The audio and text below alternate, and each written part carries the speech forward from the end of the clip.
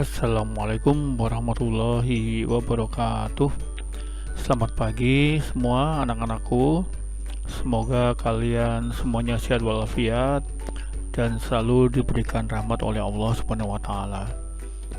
Pagi ini kita akan mempelajari mata pelajaran ilmu pengetahuan alam dengan materi KD kompetensi dasar 4.5, yaitu merumuskan upaya dalam menjaga keseimbangan lingkungan kerja. Untuk itu, sebelum kita belajar, ada baiknya kita berdoa lebih dahulu. Ya, berdoa dimulai. Berdoa selesai.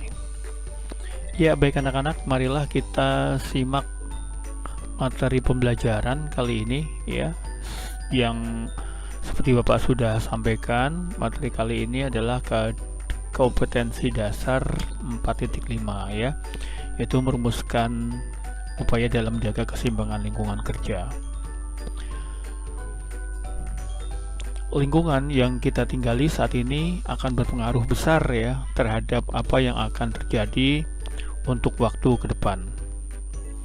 Lingkungan yang kita tinggali saat ini juga bisa membentuk kehidupan dan berpengaruh terhadap kebutuhan makhluk hidup dan kelangsungan hidup kita untuk masa sekarang maupun yang akan datang. Kita tinggal di lingkungan yang memiliki ekosistem atau biasa disebut dengan kawasan yang di dalamnya terdapat komponen yang berpengaruh terhadap kelangsungan lingkungan tersebut dan jenis sumber daya alam serta biasa melalui proses timbal balik. Definisi lingkungan hidup adalah kesatuan ruang dengan semua benda, daya keadaan dan makhluk hidup, termasuk di dalamnya manusia dan perilakunya. Komponen lingkungan terdiri dari faktor abiotik, yaitu tanah, air, udara, dan cuaca, juga suhu, dan faktor biotik. Faktor biotik itu tumbuhan, hewan, dan manusia. Suatu lingkungan sebenarnya bersifat dinamis dan memiliki kemampuan untuk mendukung kelangsungan hidup makhluk hidup di dalamnya, yang disebut dengan daya dukung lingkungan. Dan lingkungan juga memiliki kemampuan untuk mengembalikan lingkungan ke keadaan ya, seimbang. Ketika lingkungan mendapat gangguan atau kerusakan sampai batas tertentu yang disebut dengan daya lenting lingkungan. Ya gitu ya anak-anak ya, itulah pengertian dari lingkungan hidup. Sedangkan keseimbangan lingkungan itu merupakan kemampuan lingkungan untuk mengatasi tekanan dari alam maupun dari aktivitas manusia, serta kemampuan lingkungan dalam menjaga kestabilan kehidupan di dalamnya. Keseimbangan lingkungan akan tercapai bila ada interaksi organisme antara faktor lingkungan dan interaksi antar komponen ya, dalam suatu lingkungan dapat berjalan dengan proporsional ya.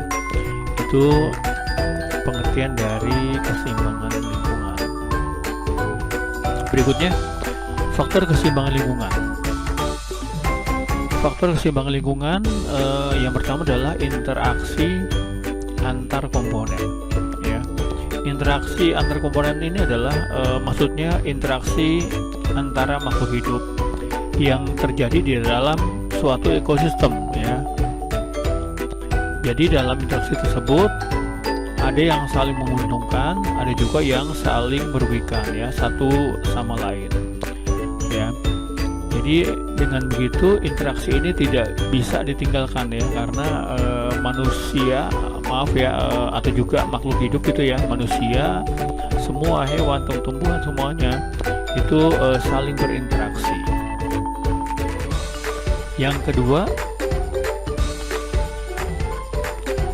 suksesi ya. Pengertian sukses itu adalah proses perubahan ekosistem ya dalam kurun waktu tertentu menuju ke arah lingkungan yang lebih teratur atau lebih stabil ya. Itu namanya proses suksesi ya.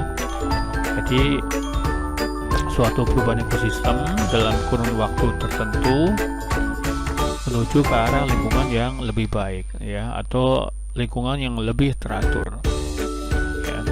Sedangkan komunitas klimak ya, komunitas klimak itu adalah suatu komunitas yang mampu mempertahankan ya kestabilan ya. Jadi komunitas yang mampu mempertahankan kestabilan komponennya gitu ya, dan dapat bertahan dalam berbagai perubahan ya, dalam sistem secara keseluruhan ya, dalam lingkungan hidup gitu ya. Jadi komunitas klimak adalah suatu komunitas yang mampu mempertahankan kestabilan komponennya ya, dan dapat bertahan dalam berbagai perubahan dalam lingkungan ekosistem. Berikutnya, kecepatan proses suksesi dipengaruhi oleh beberapa faktor ya. Jadi suksesi itu adalah perubahan ya, dan kurun waktu tertentu untuk suatu lingkungan ekosistem atau ke arah yang lebih baik gitu ya. Jadi ada beberapa faktor yang mempengaruhi kecepatan proses suksesi. Yang pertama, luas komunitas asal yang rusak ya, karena gangguan gitu ya. Lalu yang kedua, jenis-jenis tumbuhan yang terdapat di sekitar komunitas yang terganggu. Yang ketiga, kehadiran pemancar benih. Iklim ya, terutama arah dan kecepatan angin membantu penyebaran biji ya, spora dan benih. Dan yang keempat, jenis substrat ya baru yang membentuk ya sifat-sifat jenis tumbuhan yang ada di sekitar tempat terjadinya suksesi. Yang berikutnya, upaya menjaga keseimbangan lingkungan.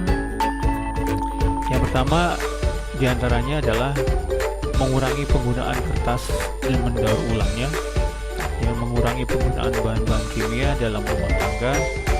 Yang ketiga, menghemat dalam penggunaan air dan membangun daerah resapan air di halaman rumah. 4. Ya, mengurangi produksi sampah, memisahkan sampah dan mendaur ulangnya. 5. Menghemat penggunaan bahan bakar. 6. Menghentikan jual beli berbagai spesies hewan langka. 7. Tidak membakar hutan untuk membuka lahan. 8. Menerapkan sistem bercocok tanam yang memperhatikan lingkungan. Dan yang ke-9 adalah pengawasan pemerintah terhadap produk impor. Berikutnya macam-macam pencemaran ya. Pencemaran yang pertama, pencemaran udara ya, misalkan gas ya, gas karbon monoksida ya, partikel sulfur dioksida dan nitrogen dioksida ya. Ini contoh dari pencemaran udara. Yang B, pencemaran air ya. Contohnya adalah pembuangan limbah industri ya. Itu contoh yang paling real ya, yang sering dijumpai, pembuangan limbah industri ya, oleh perusahaan-perusahaan ya yang mungkin tidak bertanggung jawab gitu ya. Yang C, pencemaran tanah ya, misalkan adalah contohnya sampah plastik yang suka terurai, zat kimia dari buangan pertanian. Itu saja materinya anak-anak. Mudah-mudahan materi ini bisa kalian pelajari dengan baik, dan tentunya biasakan selalu sebelum belajar daring ya,